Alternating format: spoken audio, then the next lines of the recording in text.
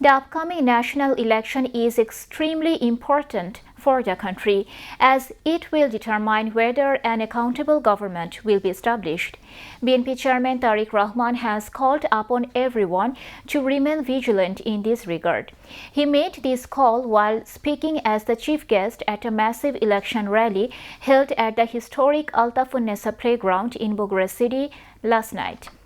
Tariq Rahman said Bogora was a model district for him, and he used Bogora as the basis for planning how the remaining 63 districts of the country could be developed. He claimed that everything necessary to meet people's basic needs existing in Bogora and that his party was able to implement those needs at that time. Speaking on development, the BNP chairman said whether one is a local resident or a candidate, there must be an opportunity to work to fulfill the expectations of the people of Bogora.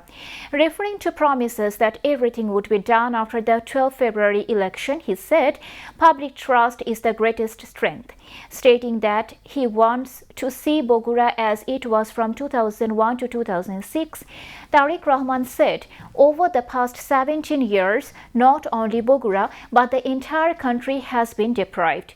He alleged that there has been no real development in healthcare, education, and other sectors.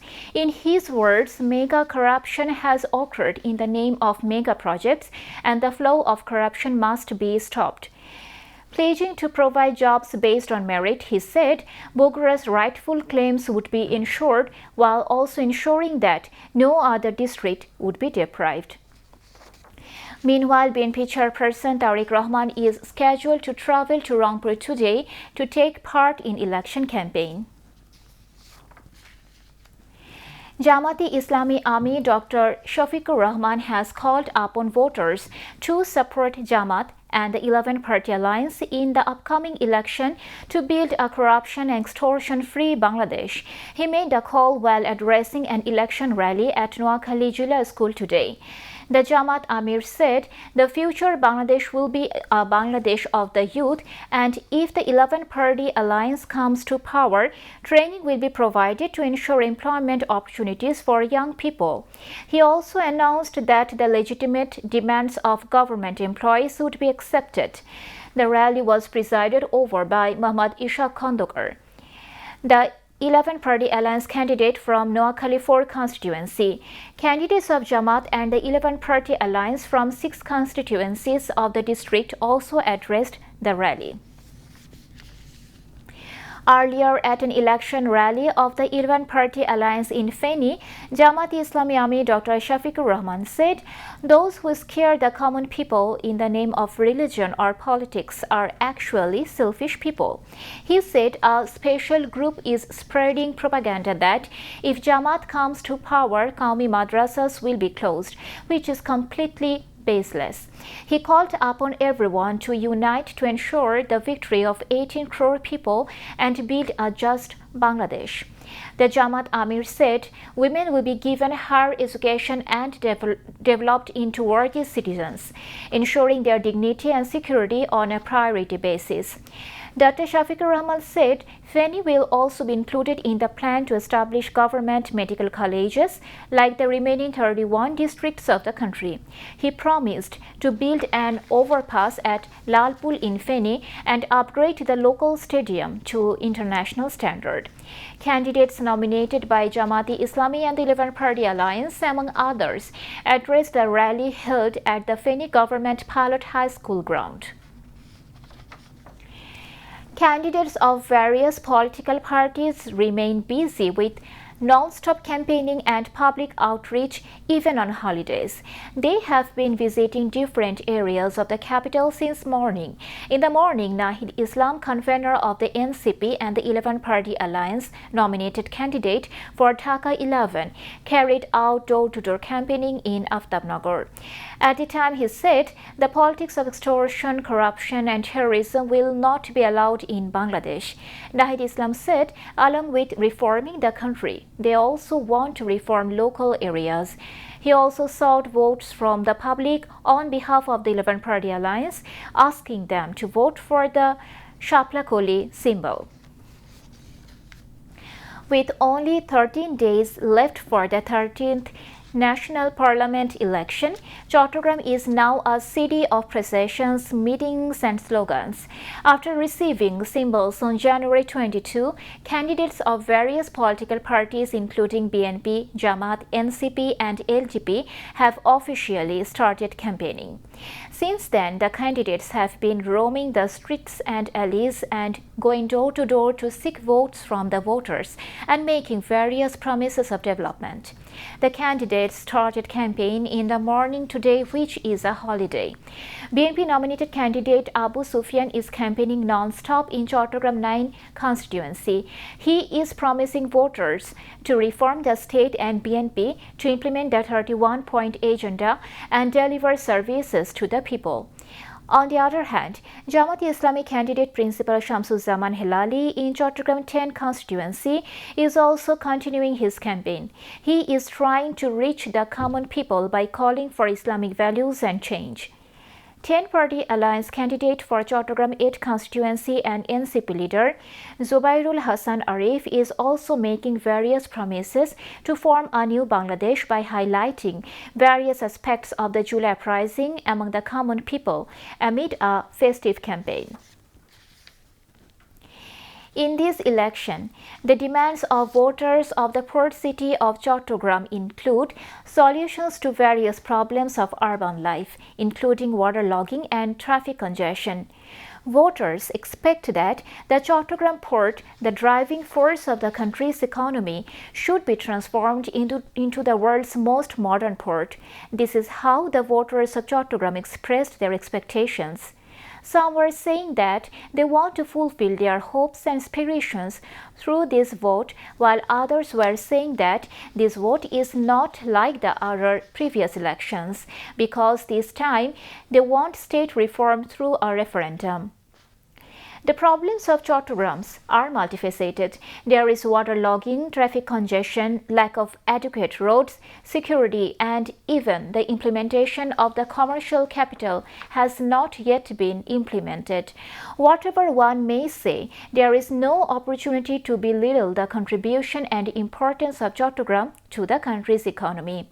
The results of the election to be held on 12 February cannot be announced right now, but by going around the streets and talking to voters, this much can be said that the nation is standing at a turning point. The voters want this election to eliminate all misrule and fascist practices and establish a new Bangladesh through good governance. Chief Advisor Professor Muhammad Yunus met with a delegation from the China-Bangladesh Partnership Forum at the State Guest House Jamuna in the capital on Wednesday. The delegation included senior Chinese academics, investors, and industry leaders from the biomedical, infrastructure, digital, and legal sectors. They informed the chief advisor that they had engaged with several university students in Bangladesh on artificial intelligence and digitalization and expressed admiration for the talent and potential of young Bangladeshi minds. During the meeting, Professor Yunus recalled his long-standing relationship with China, which began through the microcredit movement. Professor Yunus noted that although a new government would soon take office, cooperation between Bangladesh and China must continue. The delegation thanked Professor Yunus and discussed opportunities for collaboration in the health, infrastructure, and digital sectors. Highlighting the interim government's priorities, the chief advisor said health remains the top concern.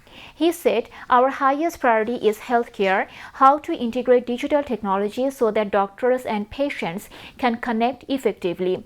Medical histories can be preserved digitally and appointments can be accessed easily." He also emphasized the need for social business models in the pharmaceutical sector. Professor Yunus expressed his gratitude to the government of China for its continuous support and cooperation. For the first time in the 54 years since independence, the initiative One BCS, 1 Year has been launched. The journey began today with the 58th BCS preliminary examination. The examination was held simultaneously from 10 a.m. to 12 p.m. at designated centers in Dhaka and 7 other divisional cities. According to the Bangladesh Public Service Commission, nearly 3 lakh candidates took part in the 2-hour MCQ-based test. The exam was conducted at centers in Dhaka, Rajshahi, Chattogram, Khulna, Borishal, Sylhet, Rangpur and Mymensingh at the same time. Bangladesh Public Service Commission chairman described this preliminary test as a major milestone and a first in the 54 years history of Bangladesh. He visited several examination centers across the country and expressed satisfaction with the overall situation, including exam halls, sitting arrangements, and compliance with key instructions. The PSC published the notification for the 50th BCS on its website on 26 November. According to the PSC's tentative roadmap, the results of the preliminary exam will be published on 10th February. The written examination will begin on 9th April with results expected on 30th July. The Viva votes will start on 10th August and the final results are scheduled to be published on 25th of November. Now, international news.